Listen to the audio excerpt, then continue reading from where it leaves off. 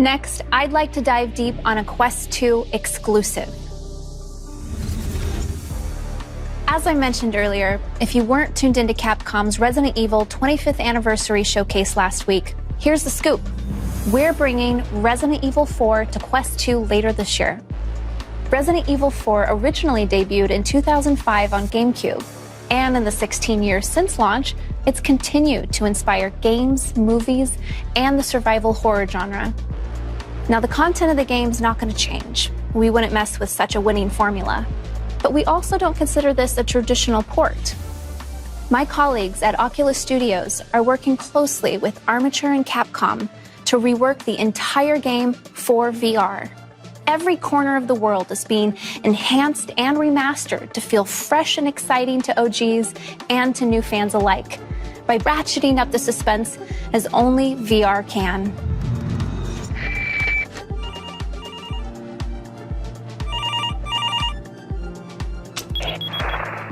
The most obvious differences between playing RE4 in VR and on console is the shift in perspective and interactivity. Only on Quest 2 will you be able to play RE4 from Leon's first-person perspective, and the touch controllers will allow you to interact with the world in a fundamentally new way from how it's played on console. For example, items and weapons have been re-engineered to become physical objects that players can interact with, so that you can pick up things like ammo, keys, and treasures, as well as load, aim, and fire weapons in VR. You'll also be able to switch weapons by grabbing them off your body instead of going into a menu. And you can wield separate weapons with each hand. Even RE4's famous menu is no longer a pause screen. It's an interactive tool. A ton of effort has gone into making weapon interactions smooth, satisfying, and responsive, including two-handed weapons like shotguns and rifles. Let's talk about the movement system now. We didn't want the shift from third to first person to change the fundamental way Leon moves or collides with the world. You'll still move in first person by using the analog stick, but Armature has added a full upper body rig on top of Leon's character to combine his movement with the dual-handed interactivity achieved with touch controllers. If you don't want to use the analog stick to move freely, Armature even added support for teleportation, as well as room scale movement so that you can explore the environment with natural motion. And of course, one of our top priorities is to ensure the experience is comfortably played while seated, and with a ton of comfort options at your disposal to try out.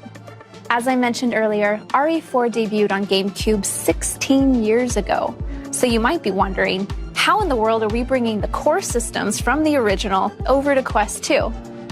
Well, first, it takes passion.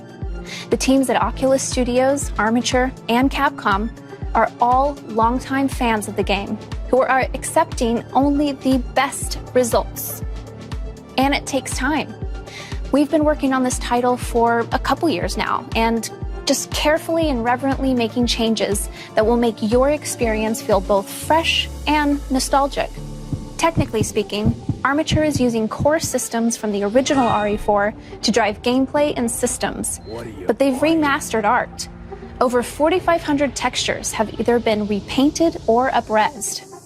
World geometry has been adjusted to work in stereoscopic 3D, and enemy behaviors and attacks have been balanced around the player's new perspective to increase mobility in VR.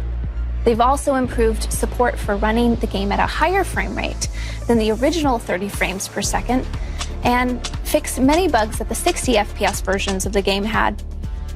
Now, while Armature has adjusted a number of things for VR, some things just haven't needed to change. Character animations have been faithfully converted to Unreal Engine 4 and remain untouched from the original source material. And all cutscenes will be presented in their original format. If you're a fan of the survival horror genre like me, you've likely played, or tried to play, a lot of scary games in VR. Now, RE4 isn't known for being the scariest in the Resident Evil franchise, but it is scarier and more suspenseful in VR thanks to spatial audio and immersive interactivity. Armature has manipulated aspects of the original RE4 audio data and have used it instead as 3D spatial sound, So when you hear noises like crows, voices, and creaks, you're going to want to turn your head to see if there's a threat. They've also made sure that audio telegraphs from enemies to indicate which direction they're attacking from. So where on console you might have heard a ganado approaching and rather calmly press buttons to reload and prepare a takedown, in VR, you're checking your ammo, you're scrambling to load a mag. And if you drop it, you're only adding to the stress and suspense of the situation by needing to physically correct your mistakes. You'll be living in the moment, carefully tracking ammo and inventory, relying on your senses for success more than you've ever done before. I'll leave you with this. A huge part of the RE4 fame was the elaborate cinematics that sell and tell the story. But once you come out of a cinematic in VR and find yourself face to face with the boss, the experience is totally different.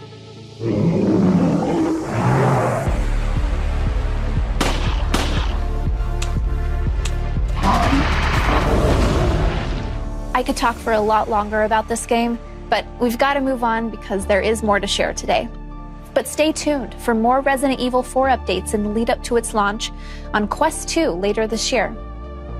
All right, now I'd like to share with you updates on two of my favorite titles, because who doesn't love Star Wars?